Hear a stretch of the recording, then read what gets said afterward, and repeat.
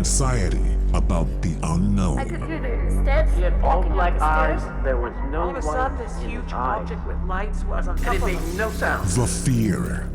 Yes, this happened. And looking at the stars really calmly, and she says, "Do you remember how that spirit or that ghost went through you the other day?" She's all, "Have I told you that I see dead people? I'm like the sixth sense?" Hi, and welcome to a new episode of Yes, This Happened. Today we'll hear from Miguel, who many years ago was really in love with his new girlfriend, Ana. They had just started dating, and if you've ever been in love, you know that those first days are pure bliss and happiness. But what happens when your new girlfriend has certain abilities that freak you out? Miguel shares that with us. I live in El Paso, Texas, and one of the things that really compels me about this city is that there is a lot of history. And through that history are things that not a lot of people know. So having said that, I had a girlfriend 25 years ago who had a real deep connection to all of the supernatural. And on one occasion, she invited me and some friends over to her house. And I had been over to her house before, but I never really had thought anything of it. She had never mentioned anything. But on this occasion, on this party that she had, little get together that she had, me and the group of friends were just hanging out and talking outside. And she just blurts out, "Hey, do you guys want to feel a spirit?" We're like, "What? What do you mean by that?" She's all, "Has anybody here ever encountered a ghost or a spirit of any sort?" And all of us are like, "Well, I haven't personally." And my friends are all, "No, but we'd be interested in seeing what's going on. Why not?" So she's all, "Yeah, okay, so follow me into the kitchen. And shortly, this spirit is going to come." So we're like, ha, ha, ha, he, just kind of laughing it up, thinking nothing's going to happen. No big deal. Everything is normal. And she says, "Okay, everybody get ready because it's coming." And we're like, "Okay, sure." And what happened next was literally mind-boggling because it was so weird, like nothing I had ever experienced before. So my girlfriend says, "The spirit is coming, I can feel it." And she goes on to explain what you guys are going to feel is this really cold feeling within yourself. And I'm thinking to myself, is she saying that I'm going to feel like an air conditioner turn on or something like that? But what she said was a feeling that we were going to feel on the inside. And what we all felt was this coldness literally traveled through us at that moment. And it was so creepy that all of us started freaking out, and all of us in a group literally ran out of the house screaming because we could not believe what was happening to us at that moment. So then we all run out and we're all talking, like freaking out. We're like, "Oh my God, did you feel that?" Like, "Yeah, I felt it like literally go through me."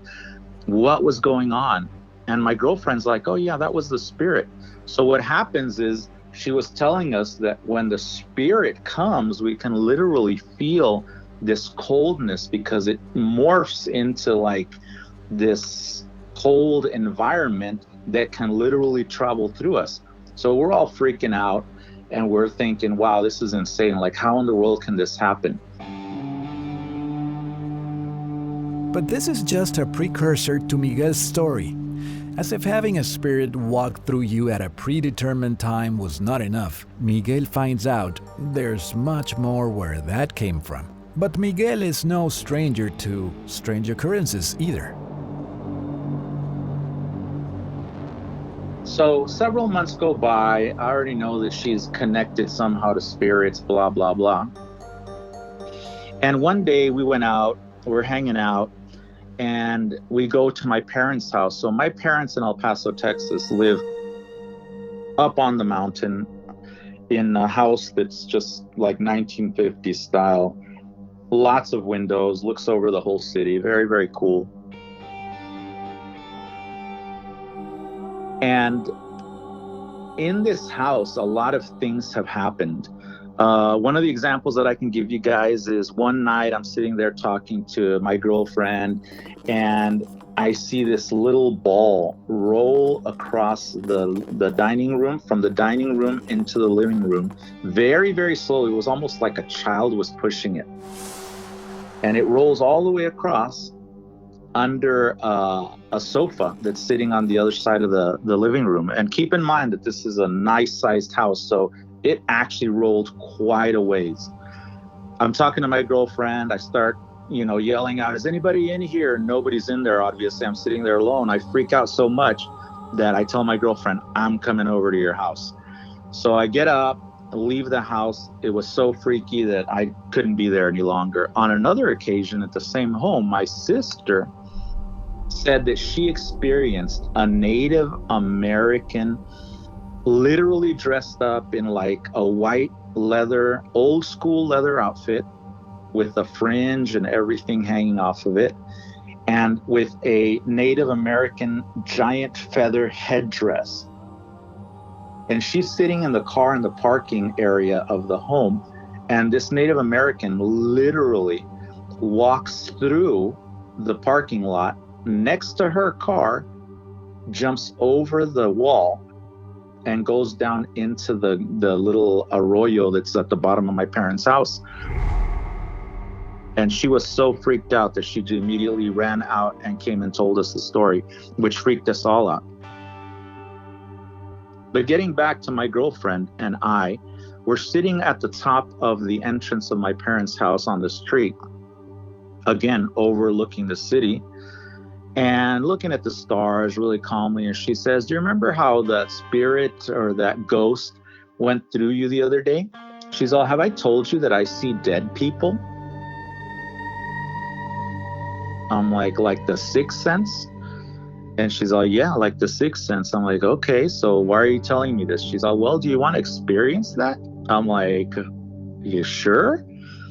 Thinking, what in the world am I going to experience? And at the moment, when she told me I see dead people, I recalled the movie, The Twilight Zone. Because in the movie, The Twilight Zone, I remember one of the last scenes is that Dan Aykroyd was with this guy. I don't remember if he was the hitchhiker or the other guy was the hitchhiker, but the general story is that one of them gets picked up, and as they're driving, the song Wild Moon Rising or Bright Moon Rising, I can't remember the name of the song, comes out, and one of the guys says, "Hey, this song reminds me of some creepy stuff. Do you want to see something creepy?" And the guy's all, "Yeah, sure." And he's all, "You sure you want to see something creepy? Because it's pretty scary." He's all, "Oh yeah, I'm into that. Sure, I'll see something creepy." And the guy pulls over and he tells him once again, "Are you sure you want to see something creepy?" He's all, "Oh yeah, no big deal." So the guy turns around, the driver turns around, and when he turns back around, he literally is like this demon from hell that comes out of nowhere. And the passenger freaks out because he's never seen anything like that. So at the moment when my girlfriend is telling me the story, if I want to see something crazy, I'm thinking, wow, am I getting myself into this crazy situation where I'm going to see something really freaky? But anyways, I play along with it. I remember the ghost or the spirit that went through us, blah, blah, blah. I'm like, yeah, sure, I'll go for it. Miguel is bracing for whatever is next, taking everything his girlfriend says with a grain of salt. After all, feeling a rush of coldness run through your body is different than actually seeing dead people, right? But there's a catch. So she says, we have to wait until 4 a.m. because that's when they come out. I'm like, okay, 4 a.m., that doesn't sound weird to me. But we end up waiting till 4 a.m. And as it's coming along, she starts telling me these other stories. One of them is that one point she's sitting in a tub and that a spirit attacked her, which I found very, very freaky at the moment. But she's telling me all these stories about how she sees dead people and the experiences that she's had. And time is creeping along. All of a sudden, it turns 4 a.m.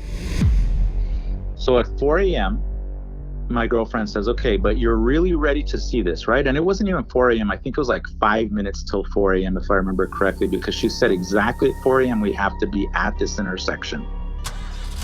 And I remember very clearly, we drove up the hill because my parents live up on the mountain, up the hill and down another hill, because in order to get to the main street, you have to go down these very long hills. So we go down the hill, and the whole time she's telling me, "You're sure you're ready to see this, right? You're sure you're ready to see this?" And I'm putting myself in the movie that I watch where the guy's like, "Are you sure you're ready to see this?" I'm like, yeah, I'm ready. And whatever happens, happens. I'll deal with it later. So what happens is we have to end up going down the hill to this corner where there's a 7-Eleven. And as we're creeping down the hill, in her car, by the way, she's driving. I don't know what would have happened if I was driving, but she's driving. The whole time she's telling me, "You're sure you want to see this? You're sure you want to see this?" I'm like, yeah, for sure I want to see this. So we're driving down the hill, and she doesn't tell me what I'm going to see. She just keeps saying, "You're sure you want to see this?" So she says, "As soon as we turn the corner here at 4 a.m., you're going to see something." Yes, this happened.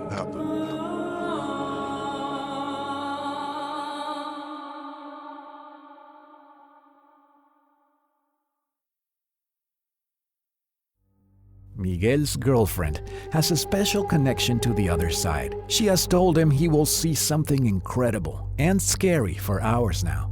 It's about to hit 4 in the morning, and they drive down to a specific intersection.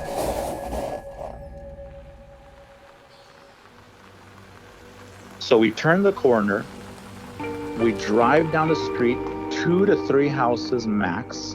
Once we hit past those 2 to 3 houses, I start to see a group of people come across the street. I'm like, that's weird. Wonder why these people are out at 4 a.m. I'm not seeing them clearly because they're still far away. And then they start floating across the street. And we don't pass by them. We drive through them.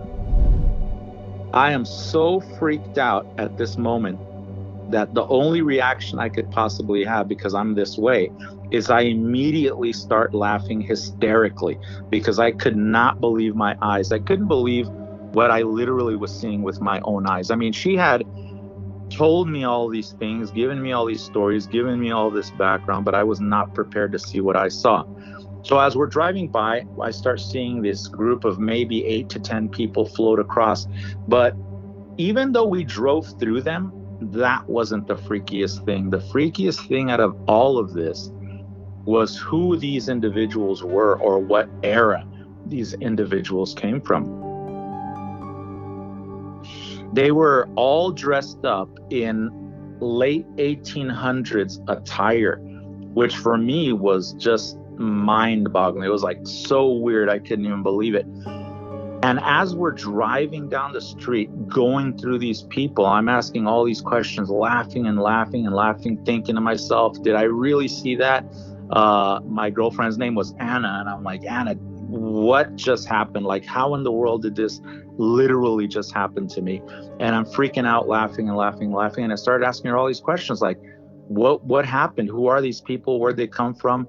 What are they saying? Why are they here at this moment? And she was telling me that what happens is that these people are living their reality, and we are simply becoming part of their reality. So they're either coming into our reality or we're going into their reality. So we're living in this kind of dual existence at the same time. So they can't see us, but we can see them. They're going on their day, traveling from one place to another, like explorers or something back in the day, or individuals from the Wild West, but we're driving through them. They had chaps on, they had old school military outfits, because it was in the region where Fort Bliss is today. And one of the things that struck me the most is how somebody can be so in tune with what they're living at the moment that they can see these things. And this ex-girlfriend of mine back in the day was really, really connected to all these things that she was living on a day-to-day basis. I don't understand how she could be so comfortable living in these situations, but she was very, very comfortable with everything that she did.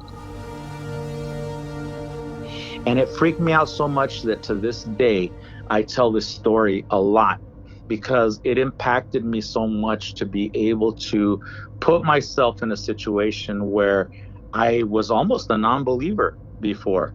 But when you experience something like this, you very, very quickly become an absolute believer in these kind of otherworldly type of things. And I personally live very close to a cemetery here in El Paso, Texas. And, thank God I haven't had any experiences that were even remotely close to the experience that I had that night.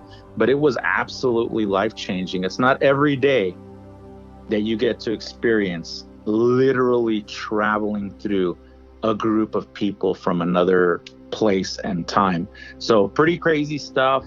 I know that these are things that have happened to a lot of people, and hopefully a lot of you guys will share these stories with us because they are very, very compelling for others to hear.